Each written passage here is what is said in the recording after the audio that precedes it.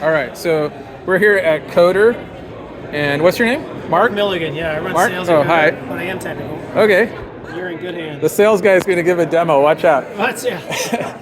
And then we'll just watch at the screen here. So tell me a little bit about what you guys do. And there was a demo earlier. Kind of talk about that. Sure. So what it is, Coder's a platform that moves development to a company's cloud. So the problem we solve is people do development today on a laptop, and you're hired as an engineer. You waste time setting it up. Oh yeah. And you also are bringing risk into the environment. You're bringing down source code repos, data on the local machine. If your laptop gets stolen, problem. So what we do is you would have a platform engineering team, a DevOps team. They would define an image that has all the IDEs and the languages that they need, and then you would, as an engineer, log into Coder, choose an image, and it builds what we call a workspace, which is basically which was a local environment, now in a cloud. So it could be on any cloud, it could be on-prem, and one way Coder is different is we give you choice. We use Terraform under the hood, so the platform engineering team can actually decide, do you want to give someone just a container or do they want a full VM? And there are various use cases to give a VM, like Windows. And that's Absolutely. a good way to do it. Yeah. So just some ways that we're different. One, so we are self-hosted, any cloud, on-premise. We support any backend for Git, so GitLab, GitHub, Bitbucket, Carrot. Azure DevOps. Yeah, which is key because a lot of there's some vendors in our space that are a Git provider now offering what we do, so they only offer it on their Git as their backend. I gotcha. And the last point is not every engineer uses the same IDE. So basically, we support all the IDEs on the market. Okay. Yeah, most of our guys use VS Code. Yeah, and just on that last point, not every engineer wants to use a browser-based IDE. So we can support that. We're the makers of Code Server, which is VS Code in the browser. And there are use cases like in the government sector or just zero trust.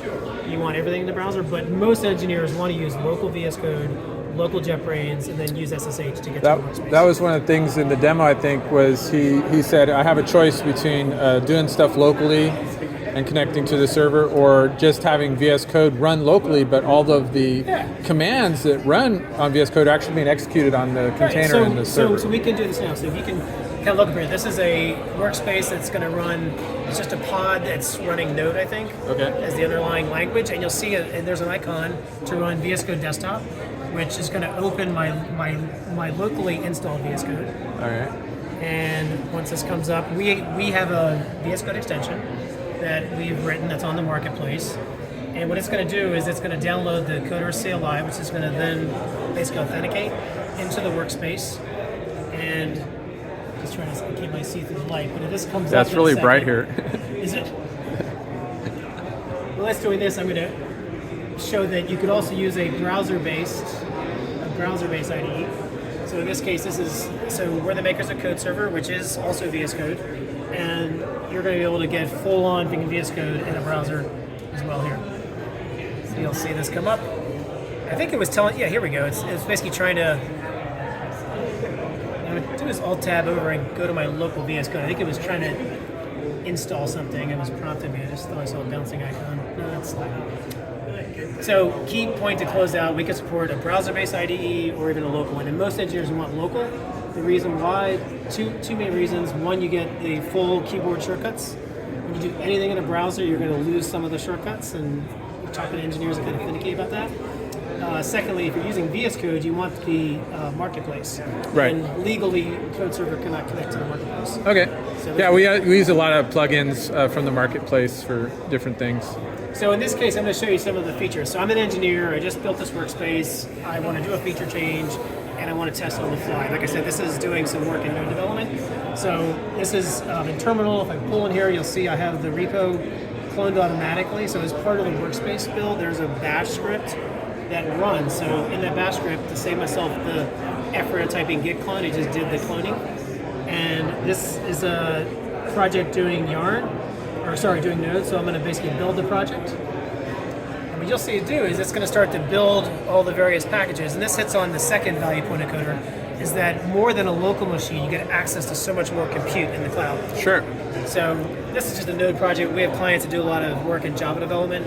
where a build time on a MacBook Pro like Palantir takes 35 minutes, and with Coder doing the same build takes 5 minutes. Okay. So they can get back their machine versus the old days you'd have to go do something else. Now, what if I'm always worried using the network, if I get disconnected or, the internet drops, can I reconnect? Is that still a concern? Yeah, it would. So just to be clear, Coder is not like using Google Docs. It's not going to magically store files offline and then resynchronize. But if you happen to lose that connection, like you weren't losing data. All your data is still in the workspace. You just got to kind of have a button pop up, and then you basically have to connect again. Reconnect to the workspace. So just so you know, here is the build. It's going to finish in a minute, and then I'm going to pull up. If I go back to my VS Code IDE.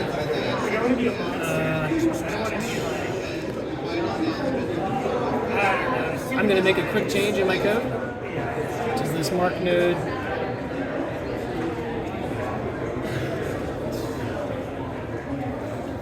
Here we go. So I'm back in code server. I'm back in that same folder, Coder React. I'll go into my source file. I'm going to do some sample code changes, and I'm going to test this application. So I want to kind of run this here. So what I'm going to do is start this node server really quick. Let's bring back up the local terminal. To yarn start.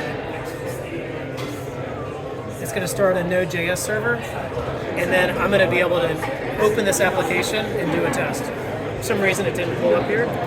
Don't know why, but what I was going to try and show is that you could basically open an application, do a feature change, have that thing reload, all that done, and then you could then do a commit, and then you're off to the races. So what's the connect? Is this a good time to ask about the connection with jfrog and scanning? Yeah. So here's the concept: is that you're doing software development, and versus waiting for a CI pipeline to find like a virus or any issue, you can have in the workspace it constantly scanning your code. So the whole point is like shifting that whole testing for issues left into the workspace itself. All right. And then kind of secondly, if you have your kind of extensions in JFrog, you could have a Coder image have the JFrog CLI baked in and basically authenticate the engineer in so they can use those artifacts. That's kind of the aspects awesome. it does. Cool. Any other questions that prompt me, or I can show you let's talk about pricing models. So yeah, sure. So and the key point was that we're self-hosted software, so we just charge by the user. So that is $600 per user per year, and then we do like discounting based on volume. Okay. Being self-hosted makes us appeal to Fortune 500s. That's kind of our main client base. So part of the synergy with JFrog is that same point. That's kind of their main basic. So you secure your data stays in your environment.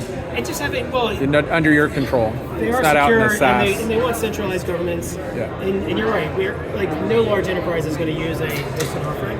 So they take Coder and they can install it on any cloud they want. Gotcha. Beautiful. All right. Thank you very much. Sure. Thanks.